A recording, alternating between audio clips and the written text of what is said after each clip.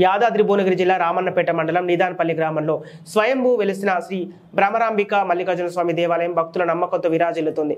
నాటి విష్ణుకుండలి మహాకాలం నుండి గుహలో సిద్ధమునులచే పూజలు పొందినటువంటి దైవంగా విష్ణుకుండలి శాసనాలలో సైతం మల్లికార్జున ప్రస్తావన ఉన్నదని ఆనాడు స్వామికి పట్టపురాణులు రాజులు ప్రత్యేక పూజలు నిర్వహించే వారిని బిఎన్ శాస్త్రి శాసన ఆధారంగా తెలిపారు. చాలా పూర్వం నుండి రాష్ట్ర నలుమూలల నుండి వేలాది మంది భక్తులతో ప్రతి మహాశివరాత్రికి స్వామివారి కళ్యాణానికి వచ్చేస్తున్నారు. ప్రతి అమావాస్యకు ఈ కొండపై నిధులు చేస్తే సర్వ రోగాలు నయమవుతాయని, స్వయంగా స్వామివారి కళలో వచ్చి వైద్యం చేస్తారని, ఆరోగ్యంతో తిరిగి భక్తులు ఇంటికి వెళ్తారని, ఈ కొండపై ఉన్న కోనేరు ప్రత్యేకమని, ఔషధ గుణాలు కలిగిన కోనేరు పేరు ఉందని, ఈ కోనేరు నుండి జలాన్ని తీసుకొని తమ పాడి పంటలపై ఇంటిపై చల్లుకుంటే ఎలాంటి రోగాల బారిన పడరని భక్తుల నమ్మకం.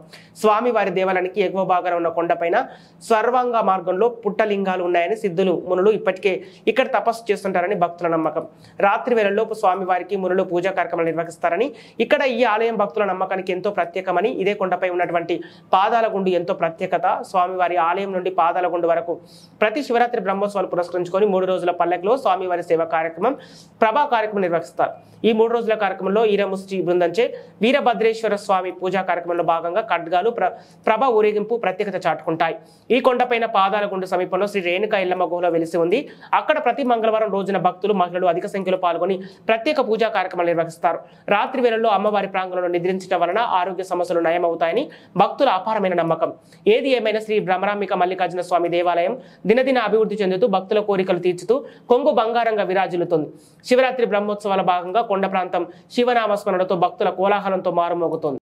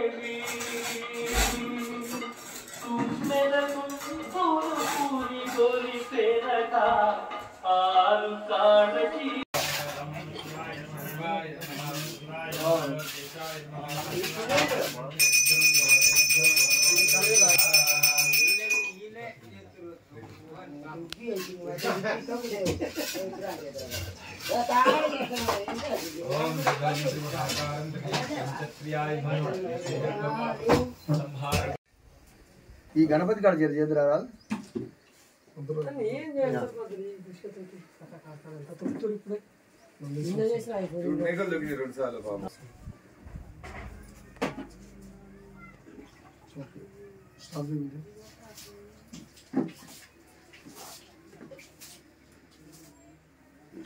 గణపతి తీసుకున్నాడా?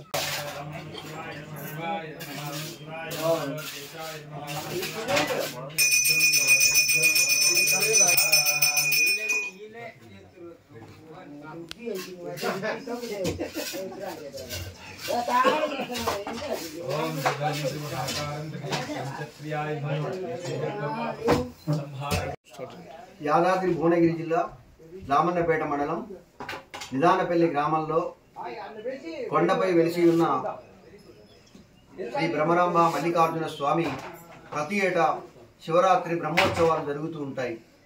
ఈ క్షేత్రం విష్ణుకుండెన మహారాజుల కాలములో కూడా పూజింపబడినట్లుగా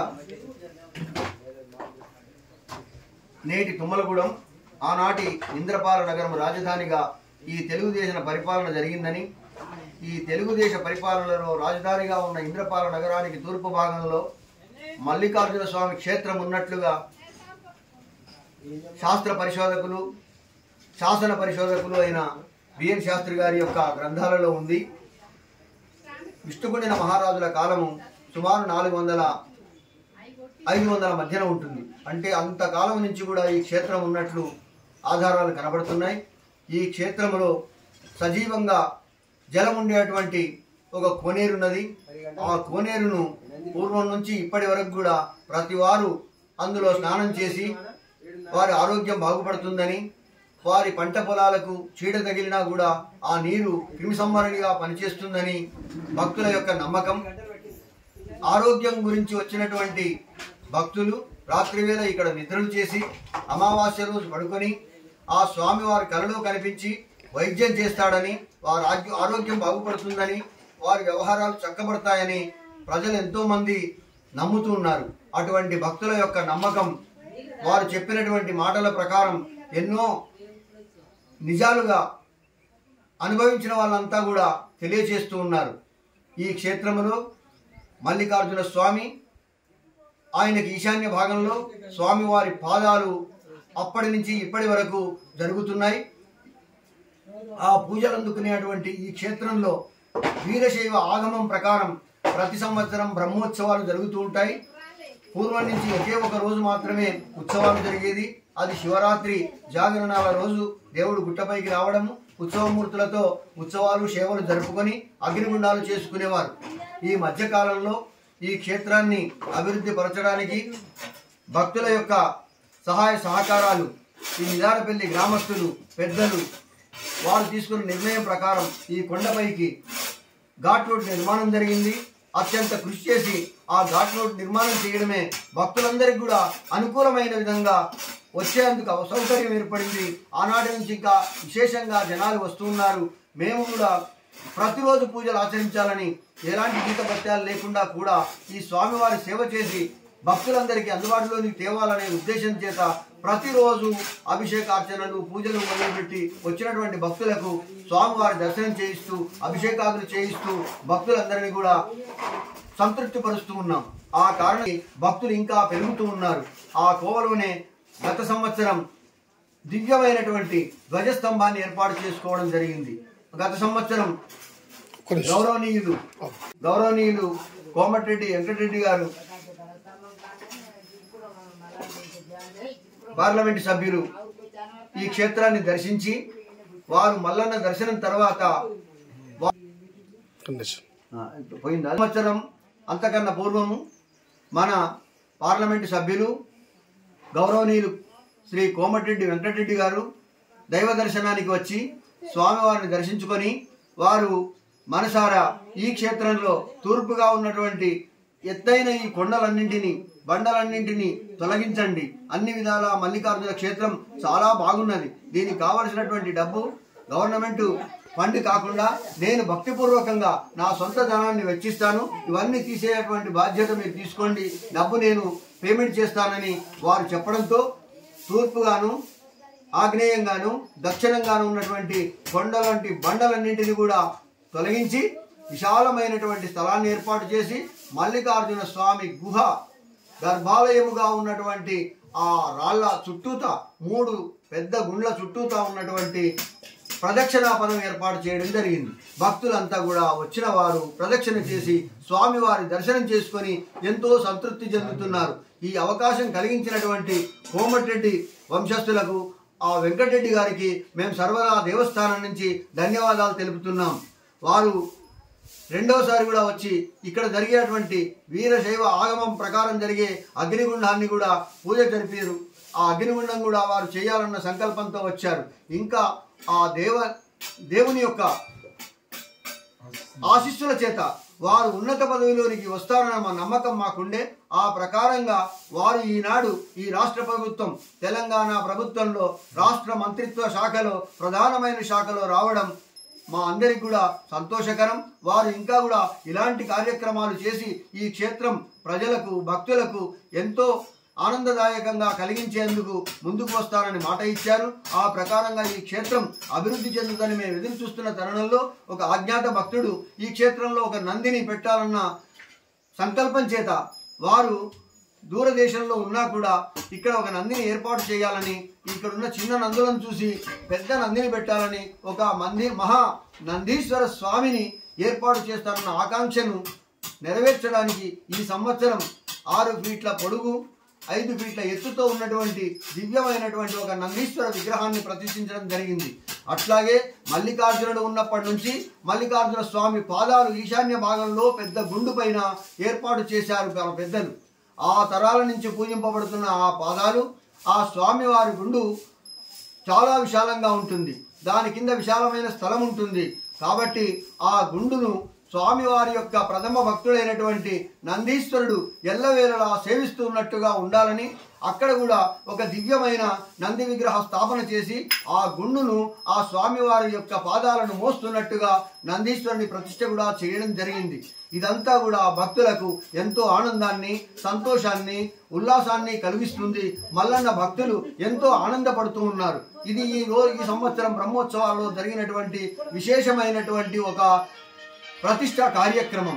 ఈ ప్రతిష్టలో ఎంతో మంది పెద్దలు, దాతలు, ఈ దేవాలయానికి ఆశ్రిత భక్త జనాలందరూ కూడా వచ్చి దర్శించుకొని ఆనందపడుతూ ఉన్నారు. ఈ కార్యక్రమం 5 రోజుల పాటు నిర్వహిస్తున్నాం. ఈనాడు 3వ రోజు. ఈనాడు రాత్రి కళ్యాణోత్సవం ఉంటుంది. రేపు ఉదయం యజ్ఞం జరుగుతుంది.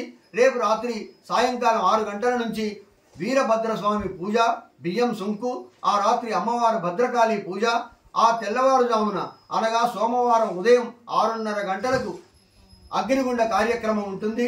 ఆ అగ్నిగుండము దక్షుడు చేసినటువంటి నిరీశ్వర యాగానికి ప్రతీక. ఆ నిరీశ్వర యాగాన్ని భగ్నం చేయడానికి వీరభద్రుడు భద్రకాళిని పరమేశ్వరుడు పంపించగా ఆ పరమేశ్వరుని అనుజ్ఞ చేత దక్ష యజ్ఞాన్ని భగ్నం చేసి వీర భక్తిని ప్రకటించి భద్రకాళి వీరభద్రేశ్వరుల యొక్క అనుగ్రహం చేత అందరూ సుఖంగా ఉంటారని, అందరూ కూడా గ్రహపీడలు తొలుగుతాయన్న చక్కని నమ్మకం చేత ఎంతో మంది భక్తులు ఆబాల గోపాలమంతా కూడా కొండపైకి వచ్చి విశేషమైనటువంటి జనం ఆ అగ్నిగుండ కార్యక్రమాన్ని చూస్తూ ఎంతో మంది భక్తులు, పిల్లలు, పెద్దలు, స్త్రీలంతా కూడా అగ్నిగుండాన్ని దాటుతూ ఆ వీరశైవ భక్తిని ప్రకటించుకుంటూ ఉన్నారు. ఆ మల్లికార్జునుడు అందరినీ కూడా కంటికి రెప్పవలే కాపాడుతూ ఈ క్షేత్రంపై ఎవరు వచ్చి ఆశ్రయించినా వారందరినీ కూడా అన్ని విధాలా కాపాడుతున్నా అన్న దివ్య నమ్మకమే ఈ భక్తుల యొక్క ఉనికి, భక్తుల యొక్క సందోహానికి మూలమైనది. ఇది పల్లెటూరు అయినప్పటికీ ఈ కొండపైకి ఎక్కడెక్కడి నుంచో వివిధ నగరాల నుంచి, వివిధ గ్రామాల నుంచి, పట్టణం నుంచి, హైదరాబాద్ నుంచి వచ్చేటువంటి అనేక మంది భక్తులు జాగరణాలు చేయడం, కళ్యాణానికి రావడం, అలాగే అగ్నిగుండం రోజు రావడం, ఈ విధంగా జనసందోహం అత్యధికంగా రావడానికి గల కారణం ఆ స్వామి మీద ఉన్న నమ్మకం. ఆ స్వామి పూర్వకాలం నుంచి ఎంతో మందికి సేవ చేసిన వారందరికి కూడా సంతానాన్ని కలిగించాడని, ఆ స్వామి పేరు ఈ ప్రాంతంలో ఎంతో మంది మల్లేశని, మల్లికార్జునుడని, మల్లన్నని, మల్లయ్య అని ఎంతో మంది పేర్లు పెట్టుకున్నదే మనకు ఆధారం. ఈనాటికి వారి తాత పేరు మల్లయ్య, ఆయన పేరు మల్లేశ. ఆ ప్రకారంగా తరతరాలుగా స్వామివారిని భక్తి ప్రకటించే విధంగా స్వామివారి మీద ఉన్నటువంటి నమ్మకం ప్రకారం వారి సంతానాలకు ఆ మల్లన్న పేరును పెట్టుకొని సంతోషపడుతూ ఉన్నారు, అభివృద్ధిలోనికి వస్తూ ఉన్నారు. ఇదంతా కూడా ఆ మల్లికార్జున స్వామి దివ్యమైనటువంటి ఆశీస్సులతో జరుగుతున్నటువంటి ఈ క్షేత్ర మహిమ ఇంత అంతా కాదని అందరూ పండితులు, పామరులు అంగీకరించి ఒప్పక తప్పదు.